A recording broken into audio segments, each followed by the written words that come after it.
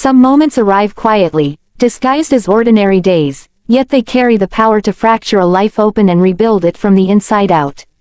This was one of those moments. Katie Lane did not know it yet, but a single knock on a stranger's door would awaken a story that had been waiting years to be finished. On a cold winter morning in the silent suburbs of Seattle, Katie Lane stood at the foot of a grand front door, her breath curling in pale clouds as snow dusted the hedges lining the long stone walkway. Her heart thudded beneath her beige coat, loud enough that she swore the house itself might hear it. She tucked a loose strand of golden hair behind her ear, fingers trembling slightly, and reminded herself why she was there. This was just for one day. One favor. Her sister had called before sunrise, voice strained and frantic, a fever too high, no backup, no options. Katie, still raw with grief from her mother's recent passing, had said yes without thinking, the way people sometimes do when they are aching for purpose. She had never been to this neighborhood, never set foot near a house like this. It felt worlds away from her usual days of finger paint, picture books, and tiny chairs. The door opened with a soft, controlled click. A man stood there, tall and broad-shouldered, his presence filling the doorway without effort. He wore a dark sweater layered over a crisp-collared shirt, his posture rigid, his face composed to the point of severity. His eyes, a cold gray blue, locked onto hers with an intensity that made Katie straighten instinctively. Before she could speak, a small figure peeked out from behind his leg. A little girl, wide hazel eyes brightening the instant she saw Katie's face. She gasped, delighted. "You look like Miss Sunshine." Katie blinked, caught off guard. I'm sorry." The man's brow furrowed slightly, but the girl stepped forward, her small arms swinging with excitement. "I remember you," she said, voice breathless. "You're Miss Sunshine. You sang the brave song." Katie's confusion softened into a gentle smile as she crouched to the child's level. "Hi there, sweetheart. I'm Katie. I'm just here for today. Your nanny isn't feeling well." The girl clapped her hands once, joy uncontained. "But you came anyway. Daddy, can she stay?" Katie looked up, meeting the man's gaze just as he finally spoke. "Ava, let's go inside," he said, his voice deep and carefully measured. There was no warmth in it, only control. Katie stood, searching his face for some sign of welcome. There was none, only a brief nod as he stepped aside to let her pass. "Thank you," she murmured, stepping into the entryway. The house was vast and immaculate, vaulted ceilings stretching high above polished hardwood floors, the air heavy with quiet, as though conversation were an intrusion. Ava skipped ahead, humming softly. Katie turned slightly toward the man. "Mr. Carter." He nodded once. "Alex Carter." He did not offer his hand. Katie tried to smile anyway. "It's nice to meet you. I promise I won't cause any trouble. I'll keep Ava company, make lunch, and be gone before dinner." His gaze lingered on her face longer than necessary, not predatory, but searching, as if he were trying to place her within a memory that refused to fully surface. His eyes traced her golden hair, her gentle expression, the nervous way she held herself. He had seen her before. Not here, not like this, but somewhere else. "Miss Sunshine," Ava's voice echoed faintly from the living room. Alex's pulse quickened despite himself. It couldn't be her. Not after all this time. Not the woman from the old preschool video. The one who had sung to his daughter when grief had hollowed her out. He remembered the auditorium filled with construction paper stars, the shaky recording. Someone had posted, the soft, steady voice that had quieted Ava's sobs for the first time since her mother died. He had watched that clip more times than he could admit, memorized every second. And now Katie Lane stood in his foyer, holding a bag of children's books and puzzles, unaware of the history pressing in on him. "I'll be in my office," he said, stepping past her. "Ava knows her routines." Katie nodded. "Of course. Thank you." He paused on the stairs and glanced back once. She was hanging up her coat, humming under her breath. The same tune. The very same one. His jaw tightened before he turned away. Katie exhaled slowly. One day. Just one. Yet something in her chest whispered that this day would not pass quietly. Under the muted hum of office lights, Alex sat behind his mahogany desk, unread emails glowing on the screen he wasn't looking at. His eyes were fixed on a small silver flash drive resting beside his keyboard. He reached for it slowly, almost reverently, and plugged it in. One file appeared. Be Brave Day. He clicked play. The screen flickered to life, revealing a preschool auditorium filled with handmade decorations and murmuring parents. The camera settled on a small girl sitting alone on a bench, her shoulders curled inward, her hands clenched tight. Ava, barely 4, lost in a grief too big for her body. Then another figure entered the frame. Katie, her hair pulled back, her posture gentle but sure as she knelt beside Ava and whispered something the microphone couldn't catch. Ava looked up, hesitated, then nodded. Katie stood and began to sing. No music, no flourish. Just a simple melody about courage, about love that doesn't disappear. And then the words that had lodged themselves permanently in Alex's heart. Even when someone we love is gone, they live here. Every time we smile. Ava leaned against her shoulder, tears drying. Alex paused the video, swallowing hard. That day had changed everything. Later, Ava had come home with a faint smile and a folded letter tucked into her backpack. Pink paper, a sun drawn in the corner. Dear Ava, I see how strong your heart is, even when it feels like it's breaking. Your mommy loves you from the stars. Every time you're kind or brave, you shine like her. With hugs, Miss Sunshine. No last name, no trace. The school had told him she was a temporary intern, gone after a few weeks. And now she was downstairs, pouring juice and building puzzles. He closed the video as laughter drifted faintly through the hall. He wanted to tell her. He wanted to thank her. But something held him back. He needed to know who she was now, not who she had been in that moment. In the playroom, Katie knelt beside Ava, gathering picture books. What if we make a story just for us? She asked. Ava nodded shyly. Katie began weaving a tale of a brave princess named Laia, a mother who sang from the stars. When Ava whispered her mother's name, Claire, Katie continued without knowing the truth she was touching. Ava laughed, a full, unguarded sound that echoed down the hall. Alex stood just out of sight, hand pressed to his chest. He hadn't heard that laugh in months. The house seemed to breathe again. Hours passed in castles of pillows and crayon kingdoms. By evening, the silence had softened. As Ava fell asleep, she asked if Katie could come back tomorrow. Katie hesitated, looking to Alex. He nodded, something unspoken passing between them. That night, Alex made a decision. One day became 3, then 5. Mornings filled with star-shaped pancakes. Evenings with quiet stories and gentle songs. The house transformed, warmth seeping into its corners. One night, Alex handed Katie the folded letter. Recognition flooded her eyes. I never thought anyone kept it, she whispered. It kept us, he replied. And in that quiet moment, something fragile and hopeful took root, unseen but unstoppable. The days that followed slipped together with a gentleness Katie hadn't known she was missing. Morning light spilled through tall windows as Ava padded into the kitchen in socked feet, her hair a soft, tangled halo, while Katie hummed and flipped pancakes into uneven star shapes. Flour dusted the counter, laughter crept into corners that once felt too sharp, and the house, so pristine, so carefully silent, began to loosen its grip on grief.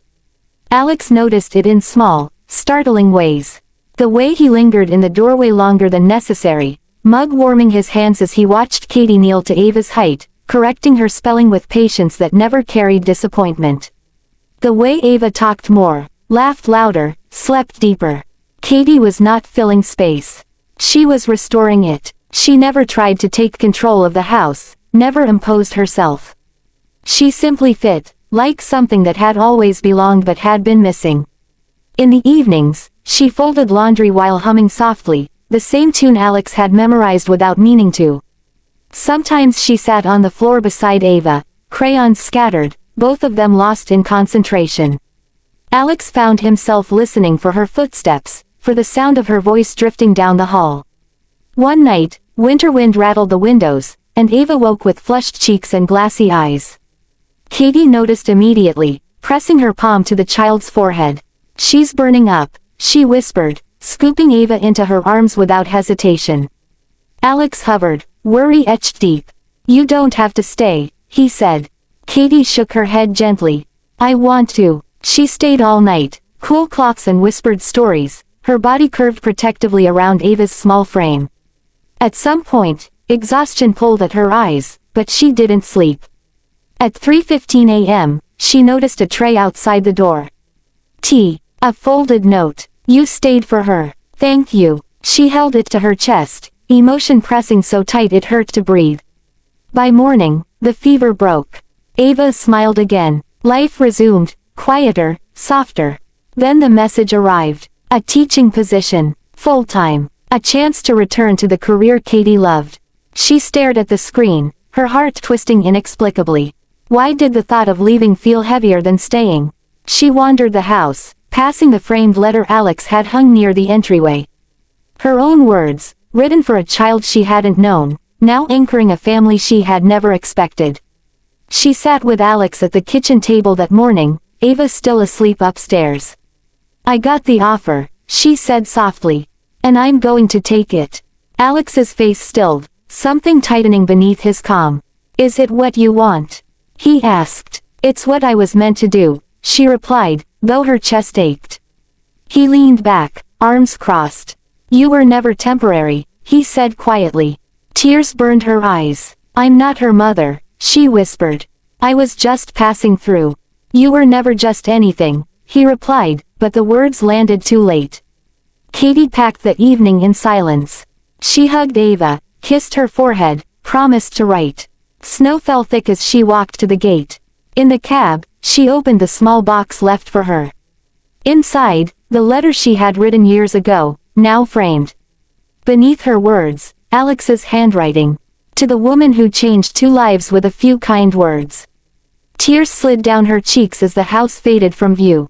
Back at her classroom, life resumed, but something essential was gone. She taught with grace, but the silence pressed in. Until one afternoon, a package arrived. Ava's handwriting. Inside, a handmade book of memories. The last page read, "Come home, Miss Sunshine." Katie's heart broke open. She didn't wait. She grabbed her coat, hailed a cab, and gave the address she knew by heart. As dusk painted the sky lavender, she stood at the door, breath shallow. It opened. Alex stood there, eyes softening instantly. "Katie," he breathed. Ava's voice rang out behind him. "Miss Sunshine." She ran, arms tight around Katie's waist. Katie knelt, tears soaking into the child's coat. Alex watched, hope and fear warring in his gaze. He handed Katie a letter. "Would you stay? Not just for her. For me." Katie nodded through tears. "Yes." And in that quiet doorway, winter held its breath as something whole finally found its way back together. The night wrapped itself gently around the house as Katie stepped fully inside, the door closing behind her with a quiet finality that felt less like an ending and more like a promise being kept. Warmth settled over her shoulders, not just from the softly lit rooms or the familiar scent of cinnamon and old wood, but from the way Ava clung to her as if letting go might undo everything. "I knew you'd come back," Ava whispered, her voice small and certain in the way only children can manage. Katie pressed her cheek to the girl's hair, breathing her in, grounding herself in the simple truth of that moment. "I missed you," she murmured. "So much." Alex stood a few steps away, hands at his sides, watching as if afraid the scene might dissolve if he moved too quickly. Relief flickered across his face, followed by something deeper, steadier. "Hope." He cleared his throat softly. "I was reading to her," he said, almost apologetic, as though explaining himself. Katie smiled through tears. "I could tell," she replied. "You always use that voice when you read." His lips curved despite himself, surprised she'd noticed. Ava finally loosened her grip, though she kept one small hand firmly in Katie's, anchoring her in place. "Daddy made hot chocolate," she announced proudly. "With the tiny marshmallows." Katie laughed, a sound that filled the room easily, naturally, like it had always belonged there. They moved together toward the living room, where the fire glowed low and a book lay open on the floor. Alex gestured for Katie to sit, then hesitated. "There's something else," he said. From his pocket, He withdrew another folded letter, edges softened from being handled too often. I wrote this before I knew if you'd ever see it. Katie took it carefully, her hands trembling as she unfolded the page. The words were simple, unguarded, written without the armor Alex wore so well. He spoke of watching her with Ava, of recognizing the way she gave without asking for anything in return. He admitted his fear of wanting something again after loss, of letting hope back into a life he had carefully narrowed to avoid pain. Would you stay? He asked again in ink. Not just for her, for me too. Silence stretched between them, not awkward, but heavy with meaning. Katie looked up, eyes shining. I was afraid, she said quietly. Afraid that if I stayed, I'd want more than I was allowed to hope for. Alex nodded once. I was afraid of the same thing. Ava climbed onto the couch between them, swinging her legs happily. Does this mean we're together now? She asked, peering from one adult to the other with unabashed curiosity. Katie laughed softly and pulled her close. It means I'm staying, she said. Alex knelt in front of them, not with a ring, not with grand declarations, but with open hands and an expression stripped of pretense. Are you sure? He asked Katie, his voice barely above a whisper. She didn't hesitate. I've never been more sure of anything. Ava clapped her hands, delighted. Forever? She asked. Katie exchanged a look with Alex, something warm and knowing passing between them. As long as you'll have me, Katie replied. Days unfolded after that with a quiet confidence, as though the house itself had been waiting for permission to fully exhale. Katie returned to teaching, this time closer, balancing mornings in her classroom with afternoons filled with homework and stories at the Carter home. Alex learned how to cook more than eggs and coffee, often with Ava perched on a stool beside him and Katie offering gentle guidance. They stumbled, occasionally, over the shape of their new life, but they faced it together. Some nights, when Ava was asleep, Katie and Alex sat at the kitchen table, talking about small things and large ones, about grief and joy and the strange ways they had both found each other twice without realizing it. One evening, months later, Alex came home with a small velvet box. He didn't kneel right away. He simply held it out to Katie, eyes searching hers. I know I said not yet, he said, a hint of nervousness in his voice. But I don't want to wait to tell you that I choose you. Every day, Katie smiled, tears threatening once again. I choose you too. Ava, watching from the doorway, gasped dramatically. Is that a ring? She demanded. Alex laughed, kneeling now, and opened the box. It is. Ava squealed, bouncing in place. I knew it. Katie said yes, of course she did, laughter and tears blurring together as Alex slid the ring onto her finger. The house seemed brighter somehow, as though it recognized the moment. Later that night, after Ava was tucked in, Katie paused by the framed letter near the hallway. The words she had written years ago, meant for a grieving child, had guided them all back to one another. Love doesn't disappear, it just changes shape. She reached for Alex's hand, squeezing it gently. Thank you, she said. He looked at her, puzzled. For what? For finding me again, she replied. He smiled, pulling her close. For never realizing I was lost. Seasons passed, and the Carter home filled with new traditions. Snowy mornings, summer evenings, birthday candles and school recitals. Through it all, Katie remained Miss Sunshine to Ava, though now she was also something more. A constant, a home. And in the quiet moments, when the world felt heavy, they remembered how it had all begun. With a single letter, a single song, a door opened on a winter morning. Sometimes the smallest gestures change everything. And sometimes, the love we leave behind circles back to find us, right when we're finally brave enough to hold it.